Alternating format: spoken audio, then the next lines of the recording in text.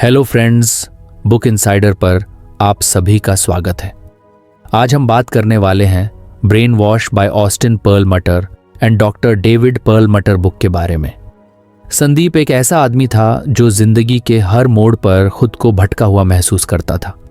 30 की उम्र पार कर चुका था, लेकिन अब तक न तो अपने करियर में संतुष्ट था, न ही अपने रिश्तों में।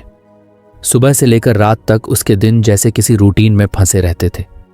ऑफिस, घर, फोन स्क्रॉल करना और कभी कभी दोस्तों के साथ बेमन की बातचीत। लेकिन अंदर कहीं उसे ये एहसास था कि वो बस जिंदा है, जी नहीं रहा। एक दिन वो एक कैफे में बैठा था। उसकी आदत थी कि जब भी कुछ खाली वक्त मिलता वो फोन पर सोशल मीडिया स्क्रॉल करता। उस दिन भी वो यही कर रहा था, लेकिन तभी उसकी नज़र सामने रखी एक किताब पर पड़ी। किताब का नाम था brain wash, detox your mind for clearer thinking, deeper relationships and lasting happiness. किताब का कवर साधारण था, लेकिन उसमें कुछ ऐसा था जिसने उसकी उत्सुकता जगा दी। वो सोच में पड़ गया, कहीं ये मेरे लिए कोई साइन तो नहीं। उसने किताब उठाई, उसके पन्ने पलटे और पहला चैप्टर पढ़ने लगा। पहले चैप्टर का नाम था understanding disconnection syndrome. Disconnection syndrome क्या है? उसने बुदबुदाते हुए सोचा। जैसे जैसे उसने पढ़ना शुरू किया उसे एहसास हुआ कि ये तो उसी की कहानी लग रही है।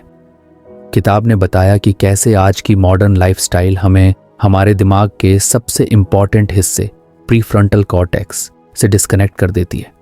यही वो हिस्सा है जो हमें सोचने, समझने, प्लान करने और दूसरों के लिए एम्पैथी महसूस करने में मदद करता है। लेकिन उसकी जगह हम अपने दिमाग के एक और हिस्से अमिगडला से ज़्यादा ऑपरेट करने लगते हैं। अमिगडला वो हिस्सा है जो हमारी इम्पल्सिव और इमोशनल रिस्पॉन्सेस को कंट्रोल करता है। संदीप ने किताब को पढ़ते हुए एक गहरी सांस ली। यार, ये तो बिल्कुल मेरे जैसा लग रहा है, उसने खुद से कहा। उसने महसूस किया कि वो भी हर छोटी बात पर रिएक्ट करता है, जैसे किसी ट्रैफिक सिग्नल पर रेड लाइट पर फंसना या ऑफिस में बॉस की हल्की सी डांट। ये सब उसे अननेसेसरी स्ट्रेस देता था। लेकिन क्यों? किताब ने इस सवाल का जवाब दिया। उसने बताया कि हमारे आसपास की हर चीज़, चाहे वो सोशल मीडिया हो, प्रोसेस्ड फूड हो या कांस्टेंट नोटिफिकेशंस, हमें अमिगडला ड्रिवन बना रही है। हम सोचने से ज़्यादा रिएक्ट करने लगे हैं। वेट, सो बेसिकली मैं एक इमोशनल और इम्पल्सिव इंसान बन गया हूं क्योंकि मेन डिस्कनेक्ट हो गया हूं अपने ही दिमाग से। उसने किताब को बंद करते हुए सोचा। संदीप के दिमाग में सवालों की झड़ी लग गई। क्या मैं भी डिस्कनेक्शन सिंड्रोम का शिकार हूं? क्या मैं भी उन लोगों में से हूं जो सिर्फ इंस्टिंक्ट पर जीते हैं और लॉन्ग टर्म सोच ही नहीं पाते? उसने महसूस किया कि वो हमेशा अपने फोन, काम और छोटी छोटी बातों में इतना उलझा रहता है कि अपने लिए समय ही नहीं निकाल पाता। उस शाम जब वो घर लौटा, उसने पहली बार ध्यान दिया कि उसकी लाइफ कितनी कैओटिक हो गई है। घर में सामान बिखरा हुआ था, फ्रिज में जंक फूड भरा पड़ा था और उसका फोन बस नॉन स्टॉप नोटिफिकेशंस आ रहे थे। उसने महसूस किया कि ये सब चीजें उसके दिमाग को हाईजैक कर चुकी थी। अगले दिन ऑफिस में एक मीटिंग के दौरान उसका बॉस एक नया प्रोजेक्ट डिस्कस कर रहा था। बाकी लोग सवाल पूछ रहे थे, लेकिन संदीप खोया हुआ था। उसका दिमाग बार बार किताब के उस लाइन पर अटक जाता, your disconnection is the reason behind your impulsive decisions.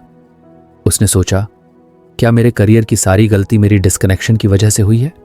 क्या इसलिए मैं अभी तक अपने करियर में वो मुकाम नहीं हासिल कर पाया जो मुझे चाहिए था? शाम को उसने ठान लिया कि वो अपनी लाइफस्टाइल पर काम करेगा। सबसे पहले उसने अपना फोन उठाया और नोटिफिकेशन ऑफ कर दी।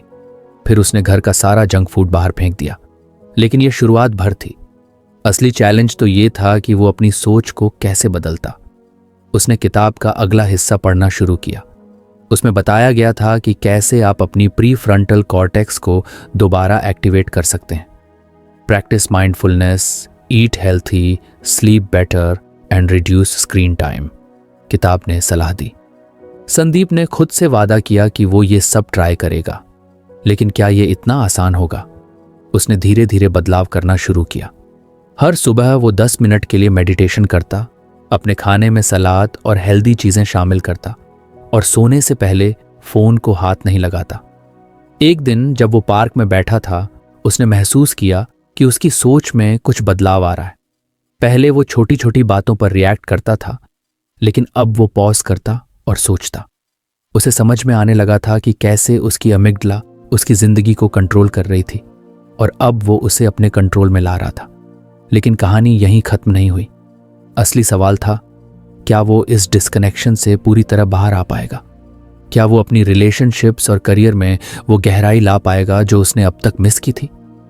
संदीप ने किताब को बंद किया और खुद से वादा किया, ये तो बस शुरुआत है, मुझे अब खुद को फिर से जोड़ना है, अपने दिमाग से, अपने दिल से और अपनी जिंदगी से। संदीप ने जैसे ही किताब का अगला चैप्टर खोला, एक लाइन ने तुरंत उसका ध्यान खींच लिया। Inflammation isn't just a physical issue, it can hijack your brain too. ये सुनते ही उसे कुछ अजीब लगा। उसने सोचा, भला इन्फ्लेमेशन का डिसीजन मेकिंग से क्या लेना देना? लेकिन जैसे जैसे उसने पढ़ना शुरू किया, उसे समझ आया कि ये बात कितनी गहरी और अहम थी। अगर आपको हमारी फ्री समरी अच्छी लगती है तो आप हमारे चैनल को सब्सक्राइब कर सकते हैं, हमारी मेंबरशिप खरीद सकते हैं या हमें यूपीआई के थ्रू सपोर्ट कर सकते हैं। अब समरी पर वापस चलते हैं। किताब ने बताया कि इन्फ्लेमेशन सिर्फ शरीर की बीमारी तक सीमित नहीं है, ये आपके दिमाग को भी धीरे धीरे नुकसान पहुंचाती है, आपकी सोचने की क्षमता को कमजोर करती है और आपको नेगेटिव थिंकिंग के जाल में फंसा देती है। संदीप ने किताब को कुछ सेकंड के लिए बंद कर दिया। उसने सोचा, क्या मेरा दिमाग भी इसी वजह से इतना कंफ्यूज्ड रहता है? शायद इसी वजह से मैं हर छोटी बात पर गुस्सा करता हूं और सही फैसले नहीं ले पाता। उसने तुरंत अपने रूटीन पर ध्यान देना शुरू किया। किताब ने बताया कि इन्फ्लेमेशन कैसे शुरू होती है। खराब खानपान, कम नींद और ज्यादा स्ट्रेस, ये तीन चीजें एक साथ मिलकर दिमाग में ऐसी रासायनिक प्रतिक्रियाएं शुरू कर देती हैं जो आपकी कॉग्निटिव एबिलिटीज को बाधित करती हैं। संदीप को तुरंत अपना डेली रूटीन याद आया। उसकी सुबह होती थी एक कप चाय और बिस्कुट के साथ। दोपहर का खाना अक्सर बाहर का होता था और रात को ऑफिस का काम खत्म करने के बाद वो पैकेज नूडल्स खा लेता था। ऊपर से उसकी नींद कभी भी 5 से 6 घंटे से ज्यादा नहीं होती थी। और स्ट्रेस, वो तो हर समय उसके साथ रहता था। उसने खुद से कहा, यार अगर ये सब मेरे दिमाग के साथ ऐसा कर रहा है तो मुझे इसे बदलना ही होगा। लेकिन कैसे? किताब ने इसका भी जवाब दिया। सबसे पहले उसने डाइट पर ध्यान देने की सलाह दी। किताब में लिखा था कि प्रोसेस्ड और शुगरी फूड इन्फ्लेमेशन को बढ़ाते हैं। इसके बजाय होल फूड्स जैसे फल, सब्जियां, नट्स और ओमेगा 3 रिच फूड्स खाने से इन्फ्लेमेशन कम होती है। उसने अगले ही दिन अपनी डाइट बदलने का फैसला किया। उसने अपने फ्रिज से सारे जंक फूड निकालकर फेंक दिए। अब फ्रिज में केवल ताज़े फल और सब्जियां रखीं। उसने गूगल किया कि ओमेगा 3 रिच फूड्स क्या क्या होते हैं और फिर मार्केट से सैल्मन, चिया सीड्स और अखरोट खरीद लाया। पहले तो ये सब खाना उसे अजीब लगा। यार ये सब खाने में तो ज्यादा मज़ा नहीं आता, उसने खुद से कहा। लेकिन फिर उसे किताब की वो लाइन याद आई, short term pleasure often leads to long term pain while short term effort can lead to lasting happiness। उसने तय कर लिया कि वो अपने टेस्ट बड्स से ज्यादा अपने दिमाग की परवाह करेगा। डाइट के बाद अगली बारी थी नींद की। किताब ने बताया कि कम नींद न केवल आपके शरीर को बल्कि आपके दिमाग को भी थका देती है। इससे आपका प्रीफ्रंटल कॉर्टेक्स और कमजोर हो जाता है और आप इंपल्सिव डिसीजंस लेने लगते हैं। संदीप ने सोने से पहले फोन पर स्क्रॉल करना बंद कर दिया। उसने बेडरूम में एक नो फोन पॉलिसी लागू की। शुरुआत में यह बहुत मुश्किल था। उसे आदत थी सोने से पहले इंस्टाग्राम पर घंटों स्क्रॉल करने की, लेकिन उसने धीरे धीरे खुद को रोकना सीखा। अब वो रात में एक किताब पढ़ता और फिर सोने चला जाता। तीसरी चीज थी स्ट्रेस। किताब ने बताया कि स्ट्रेस सिर्फ एक भावना नहीं है, ये आपके शरीर में ऐसी बायोकेमिकल रिएक्शंस शुरू करता है जो इन्फ्लेमेशन को और बढ़ाते हैं। स्ट्रेस को कम करने के लिए किताब ने माइंडफुलनेस और फिजिकल एक्टिविटी की सलाह दी। संदीप ने सुबह उठकर 10 मिनट मेडिटेशन शुरू किया। वो अपनी सांसों पर ध्यान देता और अपने विचारों को आने जाने देता। पहले तो उसे लगा कि यह सब बेकार है। यार इससे क्या होगा, बस सांसें ले रहा हूं और छोड़ रहा हूं। लेकिन कुछ ही दिनों में उसने महसूस किया कि उसका दिमाग कुछ शांत होने लगा है। वो छोटी छोटी बातों पर पहले जैसा रिएक्ट नहीं करता था। साथ ही उसने रोजाना 20 मिनट के लिए टहलना शुरू किया। पहले वो इसे समय की बर्बादी समझता था, लेकिन अब उसे एहसास हुआ कि ये न सिर्फ उसकी सेहत के लिए बल्कि उसके दिमाग के लिए भी फायदेमंद है। कुछ हफ्तों के इस रूटीन के बाद संदीप ने खुद में एक सटल बट नोटिसेबल बदलाव महसूस किया। अब जब भी कोई बड़ा फैसला लेना होता, वो पहले से ज्यादा क्लियर महसूस करता। पहले जो चीजें उसे परेशान करती थीं, अब वो उन्हें काल्मली हैंडल कर पाता। लेकिन फिर एक दिन कुछ ऐसा हुआ जिसने उसे अपनी प्रोग्रेस पर संदेह कर दिया। ऑफिस में एक प्रोजेक्ट के दौरान उसके एक सहकर्मी ने उसकी आलोचना की। पहले संदीप तुरंत रिएक्ट करता, गुस्से में बहस करता, लेकिन इस बार उसने खुद को शांत रहने को कहा। बावजूद इसके रात को वो घर लौटा तो उसका दिमाग बार बार उस आलोचना पर अटक रहा था। वो सोचता रहा, क्या सच में मैं इस प्रोजेक्ट के लिए अच्छा नहीं हूं? क्या मेरी मेहनत का कोई मतलब नहीं? उसने फिर से किताब को खोला और एक लाइन पर उसकी नजर पड़ी। Chronic inflammation doesn't just impact your physical health, it locks you into a cycle of negative thinking. उसे एहसास हुआ कि वो पुराने नेगेटिव थॉट पैटर्न में फंस रहा है। उसने तुरंत अपनी स्ट्रेस कम करने वाली तकनीकों पर ध्यान दिया। उसने अगले दिन सुबह मेडिटेशन किया और पार्क में लंबी वॉक पर गया। धीरे धीरे उसका मन हल्का होने लगा। उसे समझ आया कि नेगेटिव थिंकिंग एक आदत है जो इन्फ्लेमेशन की वजह से और भी मजबूत हो जाती है, लेकिन यह आदत बदली जा सकती है। अब जब भी उसे कोई मुश्किल फैसला लेना होता, वो खुद से एक सवाल पूछता, क्या यह फैसला मेरे लॉन्ग टर्म हेल्थ और हैप्पीनेस के लिए सही है? अगर जवाब हाँ होता तो वो उस पर डट जाता। अगर जवाब नहीं होता तो वो उस पर फिर से विचार करता। संदीप को अब समझ आने लगा था कि दिमाग और शरीर का कनेक्शन कितना गहरा है। उसने महसूस किया कि अगर वो अपनी लाइफस्टाइल सुधार ले तो उसकी सोचने और फैसले लेने की क्षमता और भी बेहतर हो सकती है।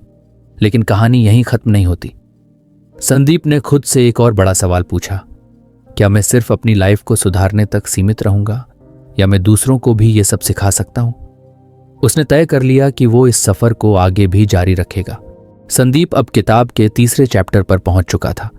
उसका दिमाग पहले से काफी हल्का और क्लियर महसूस कर रहा था। उसने महसूस किया कि पहले जहां हर छोटी बात पर उसे स्ट्रेस होता था, वहीं अब वो अपने फैसले सोच समझकर लेने लगा था। लेकिन उसे अभी भी ऐसा लगता था कि कुछ कमी है।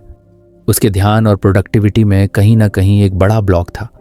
और जैसे ही उसने किताब के इस चैप्टर का टाइटल देखा, the importance of digital detox, उसे समझ आ गया कि उसकी अगली चुनौती क्या होगी। संदीप ने अपने चारों तरफ नजर डाली। उसकी टेबल पर उसका फोन था, लैपटॉप था, एक टैबलेट रखा हुआ था और पास ही में स्मार्ट वॉच चार्ज हो रही थी। एक हल्की सी मुस्कान उसके चेहरे पर आई। यार, ये सब मैं हर समय यूज करता हूं, लेकिन कभी सोचा ही नहीं कि ये मेरी जिंदगी पर कितना हावी हो चुका है, उसने खुद से कहा। किताब पढ़ते हुए उसे पता चला कि डिजिटल डिटॉक्स क्यों जरूरी है। इसमें लिखा था कि कैसे लगातार स्क्रीन के सामने रहना और हर वक्त नोटिफिकेशन से घिरे रहना हमारे दिमाग को इंफॉर्मेशन ओवरलोड की स्थिति में डाल देता है। इससे न केवल हमारी प्रोडक्टिविटी घटती है, बल्कि हम अपने आसपास की असल दुनिया से डिस्कनेक्ट हो जाते हैं। किताब ने एक वाक्य में कहा, the more connected you are to technology, the more disconnected you become from your self. Sandeep के लिए ये लाइन एक बड़े रियलाइजेशन जैसी थी। उसने तुरंत खुद से पूछा, क्या मैं भी अपने आप से डिस्कनेक्ट हो गया हूं? उसे याद आया कि जब भी वो किसी समस्या का सामना करता है, उसका पहला रिफ्लेक्स होता है फोन उठाना और सोशल मीडिया स्क्रॉल करना। हर बार जब उसे कुछ सी भी बोरियत महसूस होती, वो स्क्रीन के जरिए उस खालीपन को भरने की कोशिश करता। लेकिन क्या वो खालीपन कभी भर पाता था? शायद नहीं। किताब ने सुझाव दिया कि डिजिटल डिटॉक्स शुरू करने के लिए सबसे पहले स्क्रीन टाइम को ट्रैक करना जरूरी है। उसने अपने फोन पर स्क्रीन टाइम रिपोर्ट चेक की। जब उसने देखा कि वो रोजाना 5 से 6 घंटे सिर्फ सोशल मीडिया और वीडियो स्ट्रीमिंग पर बर्बाद कर रहा है, तो उसे झटका लगा। यार, ये मैं क्या कर रहा हूं अपनी जिंदगी के साथ, उसने खुद से कहा। किताब ने सुझाव दिया कि नॉन एसेंशियल टेक्नोलॉजी को कम करने के लिए छोटे छोटे कदम उठाने चाहिए। संदीप ने पहले दिन के लिए यह तय किया कि वो सोने से 1 घंटे पहले फोन नहीं छुएगा। ये छोटा कदम ही उसके लिए बड़ा चैलेंज बन गया। पहली रात जब उसने फोन को दूर रखा तो उसे ऐसा लगा जैसे वो किसी बेहद जरूरी चीज से दूर हो रहा है। उसकी उंगलियां बार बार फोन की तरफ बढ़ने लगीं, लेकिन उसने खुद को रोका और एक किताब उठाई।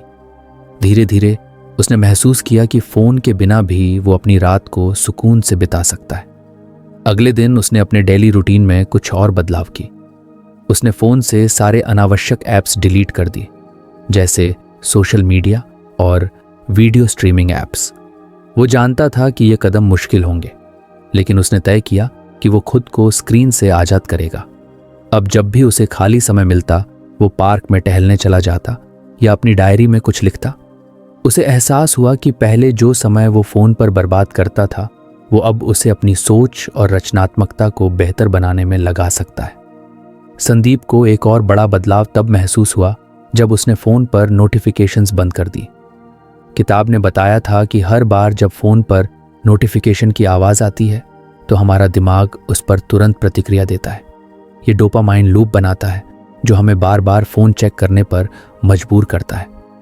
संदीप ने एक दिन के लिए नोटिफिकेशंस बंद किए और महसूस किया कि उसका दिन कितना शांत और फोकस्ड हो गया। पहले जहां वो हर 10 मिनट में फोन चेक करता था, अब वो घंटों तक बिना फोन देखे अपना काम कर पाता था। लेकिन इस डिटॉक्स का असली असर तब दिखा जब उसने अपने दोस्तों और परिवार के साथ समय बिताना शुरू किया। पहले जब भी वो दोस्तों से मिलता, सबके हाथ में फोन होता और बातचीत बस आधी अधूरी चलती। लेकिन अब उसने तय किया कि जब वो दोस्तों या परिवार के साथ होगा तो फोन को दूर रखेगा। एक शाम जब वो अपने माता पिता के साथ बैठा था, उसने महसूस किया कि वो उनके साथ पहले से ज्यादा जुड़ा हुआ महसूस कर रहा है। उसके पिता ने भी कहा, आजकल तू कुछ बदल गया है। पहले फोन से सिर उठाने का नाम ही नहीं लेता था और अब तुझे बात करने का टाइम मिल जाता है। संदीप को एहसास हुआ कि फोन और स्क्रीन से दूरी बनाकर उसने सिर्फ अपने दिमाग को ही नहीं बल्कि अपने रिश्तों को भी सुधारना शुरू कर दिया था। हालांकि ये सब इतना आसान नहीं था। कई बार उसे महसूस होता कि वो फोन को मिस कर रहा है। एक दिन ऑफिस में उसे कुछ खाली समय मिला और उसका मन किया कि वो जल्दी से इंस्टाग्राम चेक करे। लेकिन फिर उसने खुद को याद दिलाया, मैंने ये डिटॉक्स क्यों शुरू किया था। धीरे धीरे उसने अपनी डिजिटल डिपेंडेंसी को एक हेल्दी बैलेंस में बदल दिया। अब वो दिन में सिर्फ 2 बार फोन चेक करता, एक बार सुबह और एक बार रात को। उसने सोशल मीडिया के लिए एक टाइम लिमिट सेट कर दी थी और खुद से वादा किया था कि वो अपनी असली जिंदगी पर ज्यादा फोकस करेगा। कुछ हफ्तों बाद संदीप ने महसूस किया कि उसका दिमाग पहले से कहीं ज्यादा शांत और केंद्रित हो गया है। पहले जो चीजें उसे डिस्ट्रैक्ट करती थीं, अब वो उन पर ध्यान ही नहीं देता था। उसकी प्रोडक्टिविटी बढ़ गई थी और सबसे बड़ी बात, वो अब खुद को बेहतर तरीके से समझने लगा था। किताब की आखिरी कुछ लाइनों ने उसके इस अनुभव को एक खूबसूरत फ्रेम दिया। उसमें लिखा था, टेक्नोलॉजी से डिस्कनेक्ट करना पूरी तरह से छोड़ने के बारे में नहीं है, यह सुनिश्चित करने के बारे में है कि आप इसे सोच सोचकर उपयोग करते हैं और यह आपकी जिंदगी को नियंत्रित नहीं करता। संदीप ने अपनी डायरी में लिखा, मुझे लगा था कि डिजिटल डिटॉक्स का मतलब सिर्फ स्क्रीन से दूर रहना है, लेकिन असल में यह मेरे दिमाग और मेरी जिंदगी को फिर से जोड़ने का जरिया बन गया। अब मैं सिर्फ टेक्नोलॉजी का यूजर हूं, उसका गुलाम नहीं। लेकिन उसकी यात्रा यहां खत्म नहीं हुई। उसने महसूस किया कि डिजिटल डिटॉक्स उसके जीवन के बड़े बदलावों की सिर्फ एक शुरुआत थी। अब वो सोचने लगा, आगे मैं और क्या सुधार सकता हूं। संदीप अब किताब के अगले अध्याय पर पहुंच चुका था। जैसे ही उसने पन्ना पलटा और नया टाइटल देखा, embracing nature for mental health, उसने सोचा, यार ये तो सच में कुछ अलग टॉपिक है। क्या प्रकृति वाकई दिमाग को ठीक कर सकती है? उसे कुछ शक हुआ, लेकिन पिछले अध्यायों की सीख ने उसे भरोसा दिलाया कि ये भी शायद कुछ नया सिखाएगा। संदीप ने पढ़ना शुरू किया। किताब ने समझाया कि इंसान और प्रकृति का रिश्ता कितना पुराना है। Nature isn't just a backdrop, it's where we belong. इस लाइन ने उसे सोचने पर मजबूर कर दिया। उसे एहसास हुआ कि पिछले कई महीनों से उसने शायद ही किसी पार्क या गार्डन का रुख किया हो। उसकी दिनचर्या बस ऑफिस, घर और स्क्रीन तक सिमट कर रह गई थी। किताब ने बताया कि प्रकृति में समय बिताने से न केवल तनाव कम होता है, बल्कि ये हमारी सोचने समझने की क्षमता को भी बेहतर बनाती है। साथ ही प्रकृति में बिताया गया समय एंग्जाइटी और डिप्रेशन जैसी समस्याओं को भी कम कर सकता है।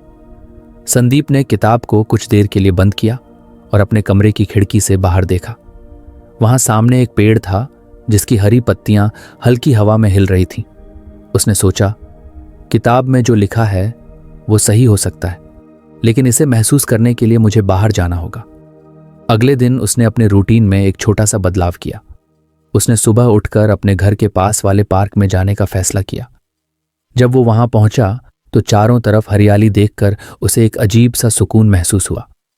पार्क में पक्षियों की चहचहाहट थी, घास पर ओस की हल्की बूंदें चमक रही थीं और ठंडी हवा उसके चेहरे से टकरा रही थी। उसने एक लंबी सांस ली और महसूस किया कि उसके अंदर कुछ बदल रहा है। वो पहली बार ध्यान से इन छोटी छोटी चीजों को देख रहा था जो उसे पहले कभी नजर ही नहीं आई थी। संदीप को याद आया कि किताब ने एक अभ्यास बताया था जिसे माइंडफुल नेचर वॉक कहा गया था। इसमें कहा गया था कि जब भी आप प्रकृति में हों तो उसे पूरी तरह महसूस करें। हर चीज पर ध्यान दें, पेड़ों के रंग, हवा की खुशबू, पत्तियों की आवाज। संदीप ने इस प्रैक्टिस को अपनाने की कोशिश की। उसने देखा कि कैसे सूरज की किरणें पेड़ों के बीच से छनकर जमीन पर पड़ रही थीं। उसने ध्यान दिया कि कैसे हवा के झोंके के साथ घास हल्की सी हिल रही थी। उसने पहली बार महसूस किया कि प्रकृति के ये छोटे छोटे हिस्से उसे अंदर से कितना शांत कर रहे थे। पहले दिन की ये वॉक उसके लिए बहुत खास रही। जब वो वापस लौटा तो उसे लगा जैसे उसका दिमाग हल्का हो गया हो। पहले जो चीजें उसे परेशान कर रही थीं वो अब उतनी बड़ी नहीं लग रही थीं। किताब ने सुझाव दिया था कि प्रकृति में समय बिताने के लिए इसे अपने रूटीन का हिस्सा बनाना चाहिए। संदीप ने तय किया कि वो हर सुबह पार्क में जाएगा और वीकेंड पर किसी नेचर ट्रेल या जंगल में ट्रैकिंग के लिए जाएगा। अगले वीकेंड उसने अपने एक दोस्त को साथ चलने के लिए कहा। वो दोनों पास के एक हिल स्टेशन पर गए जहां जंगलों के बीच लंबा ट्रैक था। शुरू में संदीप को कुछ थकान महसूस हुई, लेकिन जैसे ही वो ट्रैक पर आगे बढ़ा उसने महसूस किया कि उसके कदम खुद ब खुद तेज हो रहे हैं। जंगल की ठंडी हवा, पत्तियों पर गिरती सूरज की रोशनी और हर तरफ फैली हरियाली ने उसे एक अनोखा सुकून दिया। उसने महसूस किया कि यहाँ न तो कोई फोन की घंटी थी, न ईमेल्स की चिंता, न ही किसी डेडलाइन का प्रेशर। ये बस वो और प्रकृति थी। ट्रैक के दौरान उसने अपने दोस्त से कहा, यार मुझे समझ नहीं आता कि मैं अब तक ये सब मिस कैसे कर रहा था। ये तो सच में मेडिटेशन जैसा है। उसके दोस्त ने हंसकर कहा, क्योंकि हम अपनी लाइफ को स्क्रीन में ढूंढने लगे हैं, असली जिंदगी तो यहां है। उसने महसूस किया कि किताब की वो लाइन कितनी सही थी। Nature doesn't ask for your attention, it gives you space to find yourself. कुछ दिनों बाद उसने अपनी वॉक के दौरान एक नया रूटीन शुरू किया। वो हर बार अपने साथ एक नोटबुक ले जाता। जब भी उसे कुछ खास महसूस होता या कोई नई बात सोचने लायक लगती तो वो उसे नोट कर लेता। धीरे धीरे ये उसके लिए एक क्रिएटिव रिचार्ज की तरह बन गया। उसने महसूस किया कि प्रकृति के साथ समय बिताने से उसकी सोचने की क्षमता बढ़ रही थी। एक दिन जब वो पार्क में बैठा था उसने एक और बड़ा एहसास किया। उसने देखा कि वहां कई लोग थे, कुछ बुजुर्ग जो टहल रहे थे, बच्चे जो खेल रहे थे और कुछ लोग जो बस एक पेड़ के नीचे बैठकर किताब पढ़ रहे थे। उसे लगा कि प्रकृति के साथ ये कनेक्शन हर किसी को जोड़ता है। उसने सोचा, हम अक्सर अकेलेपन का शिकार होते हैं, लेकिन अगर हम प्रकृति के पास जाएं तो वो हमें कभी अकेला महसूस नहीं होने देती। संदीप के जीवन में ये बदलाव धीरे धीरे और गहरा होता गया। अब वो पहले से ज्यादा शांत और खुश महसूस करने लगा था। जब भी उसे किसी चीज की चिंता होती वो बस पार्क में चला जाता और वहां कुछ समय बिताता। लेकिन एक दिन ऑफिस में एक बड़ा प्रोजेक्ट उसे बहुत ज्यादा परेशान कर रहा था। उसे लगा कि वो फिर से स्ट्रेस के जाल में फंस रहा है। उसने तुरंत फैसला किया कि वो एक लंबी ड्राइव पर जाएगा और किसी नेचुरल स्पॉट पर कुछ समय बिताएगा। वो शहर के बाहर एक झील के पास गया। वहां उसने पानी की लहरों को देखा, पेड़ों की छांव में बैठकर हवा को महसूस किया और बस कुछ देर चुपचाप रहा। उसने महसूस किया कि उसका स्ट्रेस धीरे धीरे गायब हो रहा है। किताब की वो लाइन बार बार उसके दिमाग में गूंज रही थी, nature heals what the modern world breaks.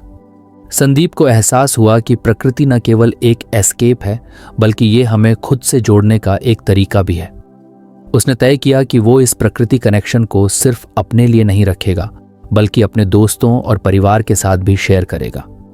उसने अपने दोस्तों को वीकेंड ट्रैक्स पर ले जाना शुरू किया।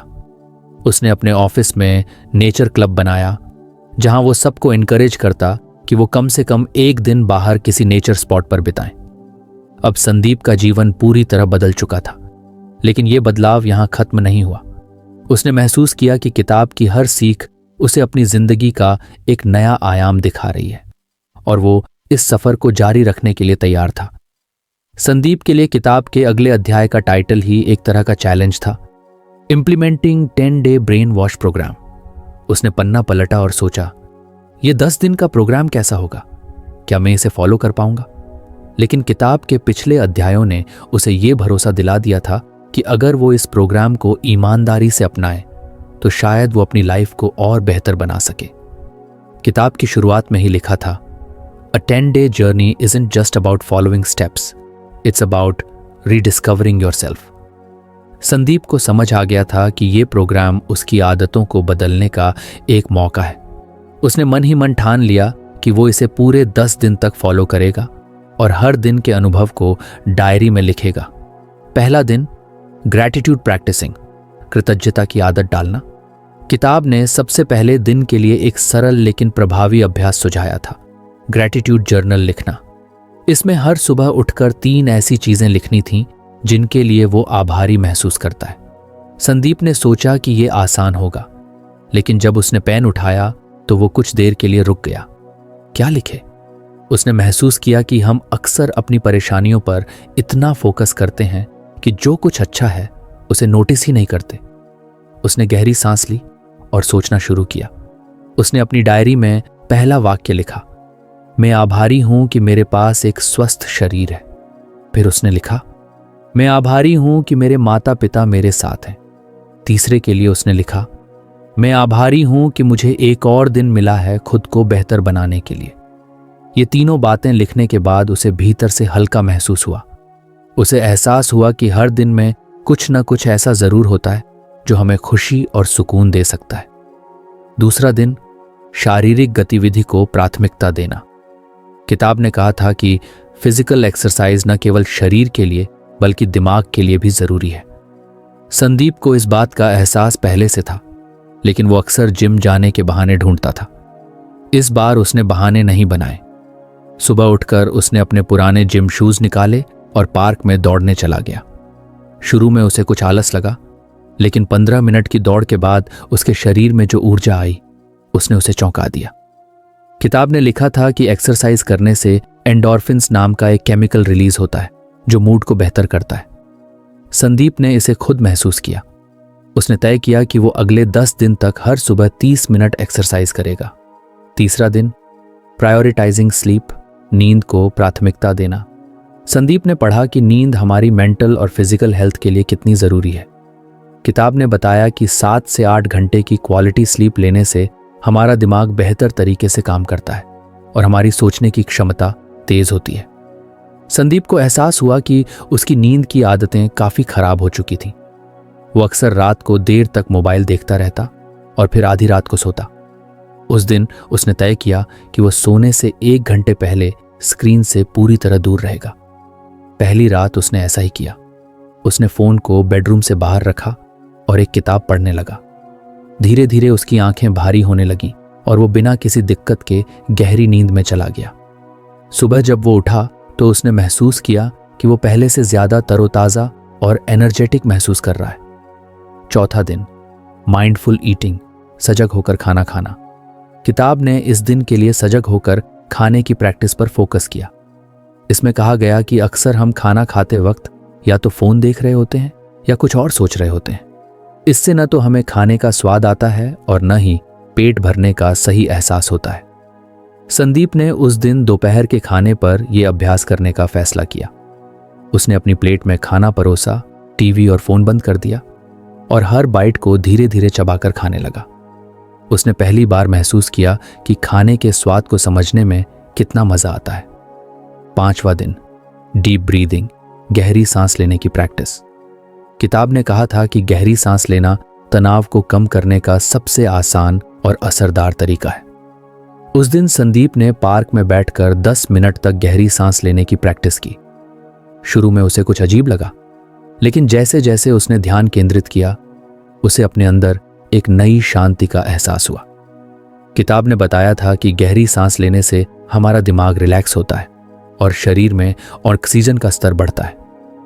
छठा दिन, लिमिटिंग नेगेटिव कंटेंट, नकारात्मक सामग्री से दूरी बनाना। संदीप को इस दिन एक बड़ा एहसास हुआ। किताब ने कहा था कि हम जो देखते और सुनते हैं उसका सीधा असर हमारे दिमाग पर होता है। उसने महसूस किया कि वो अक्सर सोशल मीडिया पर नेगेटिव न्यूज़ और बहसों में उलझा रहता था। उसने तय किया कि वो दिन भर पॉजिटिव कंटेंट पर फोकस करेगा। उसने प्रेरणादायक वीडियो देखे, एक पॉजिटिविटी से भरी किताब पढ़ी और सोशल मीडिया से दूरी बनाए रखी। 7वां दिन, रिश्तों को मजबूत बनाना। किताब ने कहा था कि मजबूत और सार्थक रिश्ते हमारी मेंटल हेल्थ के लिए बेहद जरूरी हैं। उस दिन संदीप ने अपने माता पिता और दोस्तों के साथ समय बिताने का फैसला किया। शाम को उसने अपने माता पिता के साथ बैठकर बातें की। उसने उन्हें बताया कि वो उनके लिए कितना आभारी है। उसके माता पिता ने उसे गले लगाया और कहा, तूने आज हमारा दिन बना दिया। 8वां दिन, स्पेंडिंग टाइम इन नेचर, प्रकृति के साथ समय बिताना। उसने पहले ही प्रकृति में समय बिताने का महत्व समझ लिया था। उस दिन उसने पूरे 2 घंटे पास के एक झील पर बिताए। वहां उसने किताब पढ़ी, पानी को देखा और हरियाली का आनंद लिया। 9वां दिन, प्रैक्टिसिंग फॉरगिवनेस, माफ करना सीखना। किताब ने कहा था कि अगर हम दूसरों को माफ नहीं करते तो हम खुद को ही चोट पहुंचाते हैं। उस दिन संदीप ने उन लोगों के लिए अपने मन से गुस्सा निकालने की कोशिश की जिन्होंने कभी उसे दुख पहुंचाया था। उसने महसूस किया कि माफी देना उसके खुद के लिए कितना सुकूनदायक है। 10वां दिन, रिफ्लेक्टिंग ऑन द जर्नी, यात्रा पर विचार करना। आखिरी दिन किताब ने सुझाव दिया कि पूरे 10 दिन की यात्रा पर विचार करें। संदीप ने अपनी डायरी निकाली और हर दिन के अनुभव को पढ़ा। उसने महसूस किया कि इन 10 दिनों में उसकी जिंदगी कितना बदल गई थी। उसने लिखा, ये 10 दिन सिर्फ एक प्रोग्राम नहीं थे, ये मेरे लिए एक नया अध्याय थे। अब मैं अपनी आदतों को बेहतर समझता हूं, अपने रिश्तों को ज्यादा महत्व देता हूं और खुद को ज्यादा शांत और खुश महसूस करता हूं। संदीप ने तय किया कि वो इन आदतों को सिर्फ 10 दिनों तक नहीं बल्कि अपनी पूरी जिंदगी में अपनाएगा। और उसकी इस यात्रा का अंत यही नहीं था। उसने महसूस किया कि ये तो सिर्फ शुरुआत थी। संदीप ने किताब के 10 दिन के ब्रेन वॉश प्रोग्राम को पूरा करने के बाद खुद में एक गहरा बदलाव महसूस किया। उसने न केवल अपनी आदतों को बदला बल्कि अपने नजरिए को भी। उसे अब समझ आ गया था कि जीवन में मानसिक शांति और खुशी पाने के लिए छोटी छोटी चीजें कितनी अहम होती हैं। 10वें दिन की रात को उसने अपनी डायरी खोली और इन 10 दिनों में हुए अनुभवों को फिर से पढ़ा। हर दिन की एक अलग कहानी थी।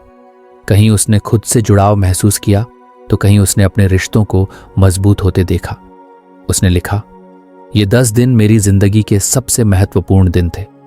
मैंने जाना कि असली खुशी हमारे अंदर है, बस उसे पाने के लिए हमें खुद के साथ ईमानदार होना होता है। उसने महसूस किया कि ये सफर यहां खत्म नहीं हो सकता, ये तो एक शुरुआत थी। अब उसे इन आदतों को अपनी रोजमर्रा की जिंदगी का हिस्सा बनाना था। उसने तय किया कि वो हर सुबह ग्रैटिट्यूड जर्नल लिखेगा, हर दिन कुछ वक्त एक्सरसाइज और ध्यान में लगाएगा और हफ्ते में कम से कम एक बार प्रकृति के करीब जाएगा। इसके अलावा उसने अपने ऑफिस और दोस्तों के साथ अपनी ये यात्रा साझा करने की योजना बनाई। उसने अपने सहकर्मियों के साथ 10 दिन का ब्रेन वॉश चैलेंज शुरू करने का आइडिया रखा। शुरुआत में कुछ लोगों ने इसे हल्के में लिया, लेकिन संदीप के अनुभव और उसकी एनर्जी ने बाकी लोगों को भी प्रेरित किया। धीरे धीरे ये बदलाव उसके जीवन के हर हिस्से में झलकने लगा। अब वो पहले से ज्यादा शांत, खुश और सकारात्मक महसूस करता था। जब भी कोई मुश्किल आती तो वो किताब की उन सीखों को याद करता जिसने उसकी जिंदगी को बदल दिया था। आखिरी बार जब उसने किताब को अलमारी में रखा तो उसने मुस्कुराते हुए कहा, शुक्रिया ब्रेन वॉश, तुमने मुझे वो दिखाया जो मैं खुद भी नहीं देख पा रहा था। अब मुझे पता है कि मुझे अपने दिमाग और दिल का ख्याल कैसे रखना है और ये सफ़र कभी ख़त्म नहीं होगा। इस तरह संदीप की ज़िंदगी बदल गई, सिर्फ 10 दिनों में, लेकिन असर हमेशा के लिए। तो फ्रेंड्स, ये थी हमारी आज की बुक समरी आपको कैसी लगी कमेंट करके ज़रूर बताएं। और धन्यवाद आपका समरी एंड तक सुनने के लिए।